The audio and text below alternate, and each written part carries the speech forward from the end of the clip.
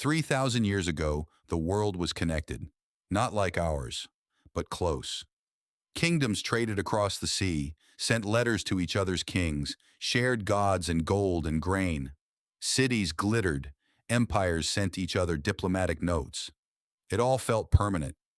And then, in barely a single generation, all of it was gone. What if an entire connected world could simply end, not slowly, not gently, but in a collapse so total that people forgot it had ever existed? This is the story of the year a civilization died, and what killed it should unsettle you. Around 1200 BC, the Eastern Mediterranean held a network of great powers: the Egyptians, the Hittites in what is now Turkey, the Mycenaeans of Greece, the people of the Trojan War, Babylon, Cyprus. They were tied together by trade routes carrying copper, tin, oil, and grain between them, a fragile web of dependence. Each kingdom needed the others. Bronze itself, the metal that named the age, required tin from one place and copper from another, fused together across thousands of miles. No single kingdom could make it alone. To have bronze, you needed the whole network. That is the first clue. Hold on to it.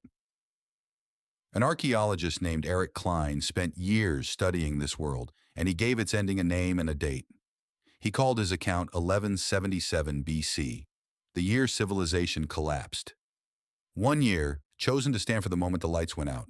In the decades around it, almost every major city in the region was burned or abandoned. The Hittite Empire, gone. The great Greek palaces, destroyed. Trading cities along the coast, ash. And writing itself, vanished. In Greece, an entire script was lost, and the people who came after could no longer read or write at all. They forgot their own past so completely that later, Greeks believed their own ancestors were myths. Read that again. A literate world became illiterate, and stayed that way for centuries. So what happened? For a long time, everyone had a simple answer. The Egyptians carved it into a temple wall. On the walls of Medinet Habu, the pharaoh Ramesses III left a record of a war against a mysterious enemy he called the Sea Peoples, a coalition that came by ship and land, burning everything in their path. No land, the inscription says, could stand before them. For decades, that was the story. Invaders came, and the world fell. But here is the problem. The Sea Peoples explain the burning. They do not explain why a network that had survived for centuries was suddenly so fragile that a wave of raiders could shatter it forever. Strong civilizations survive invasions. Something had already made this one weak. So researchers looked underneath the fire, and they found drought. A scientist named David Kaniewski studied ancient pollen trapped in sediment across the region. Pollen records what grew, and what grew records the climate. The layers from this period told a stark story.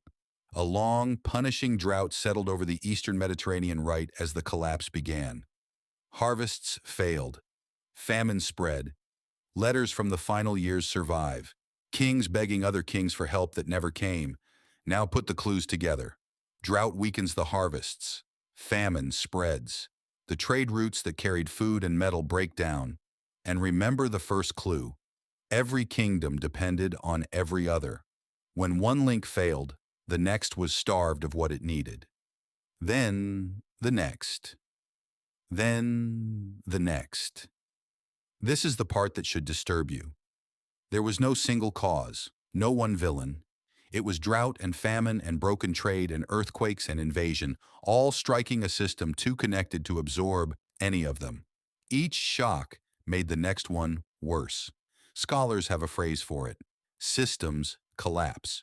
When a web of dependencies becomes so tightly wound that a failure in one place cascades through the whole until the entire structure comes down at once. The very thing that made the Bronze Age world powerful, its connection, is what let it die so fast. And now, quietly, look at the world around you. Your food travels thousands of miles to reach you. Your devices need metals dug from a dozen countries. Your power, your water, your money, All of it runs on networks you never see. None of it's something you could make alone. You live, right now, inside a web of dependence far larger and far tighter than anything a Bronze Age king could imagine. We tell ourselves we are different, more advanced, too big to fall. The people of 1200 BC believed exactly the same thing.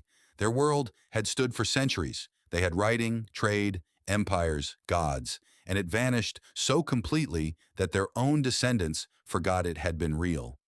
3,000 years ago, the world was connected. That connection felt like strength.